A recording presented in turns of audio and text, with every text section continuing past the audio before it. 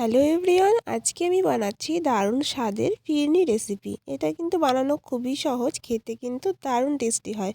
বিশেষ করে বিরিয়ানি খাওয়ার পরে কিন্তু এই ফিরনিটা খেতে খুব ভালো লাগে। তো এটা কিন্তু ফ্রিজে 2 ঘন্টা রাখার পরে এই রকম হয়েছে দেখতে, আর খেতেও কিন্তু দারুণ। যেহেতু শীতকাল, তোমরা ফ্রিজে না রেখেও খেতে পারো। তো প্রথমেই এখানে আমি বাসমতি চাল 50 গ্রাম মতো ভিজিয়ে রেখেছি 15 থেকে 20 মিনিট। ভিজিয়ে রাখার পরে জলটাকে একটু সোক করে নিয়ে চালটা একটু হালকা শুকিয়ে নিয়ে তারপরে মিক্সারে কিন্তু এভাবে আমি গুঁড়ো করে নিয়েছি। একদম মিহি গুঁড়ো করিনি, একটু দানা দানা রেখেছি। আর এইদিকে কড়াইতে দেখো আমি নিয়ে নিচ্ছি 1/2 লিটার দুধ। দুধটাকে কিন্তু ভালো করে একটু গরম করে নিতে হবে। গরম করে একটু ভালো করে ফুটিয়ে নিতে হবে। এটা বানানো কিন্তু খুবই সহজ, আর খেতে কিন্তু দুর্দান্ত লাগে। একবার অবশ্যই বাড়িতে ট্রাই করে দেখতে পারো।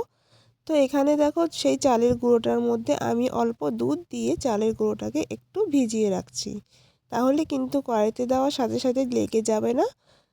তো আর এইদিকে দেখো আমি নিয়ে নিয়েছি 2টো এলাচ, এলাচটাকে ভালো করে গুঁড়ো করে নেব। এদিকে দেখো দুধটা আমার ফুটে এসে, এবারে যে চালের গুঁড়োটা ভিজিয়ে রেখেছিলাম সেটা এর মধ্যে দিয়ে দিলাম। দিয়ে কিন্তু সাথে সাথে একদম খুন্তি নাড়তে হবে, খুন্তি নাড়া বন্ধ করলে কিন্তু হবে না। কন্টিনিউ কিন্তু খুন্তিটাকে এভাবে ভালো করে নেড়ে যেতে হবে। আর গ্যাসের ফ্লেমটা এখন কিন্তু লোতেই রাখতে হবে। তো গ্যাসের ফ্লেমটা লোতে রেখে ভালো করে নাড়তে নাড়তে এটা কিন্তু অনেকটাই শুকিয়ে ফেলতে হবে, আর চালটাকেও সিদ্ধ হতে দিতে হবে।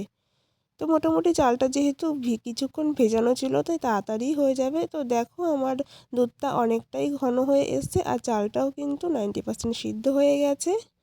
তো আর একটুখানি পরেই কিন্তু আমি এখানে মিষ্টি অ্যাড করে দেবো।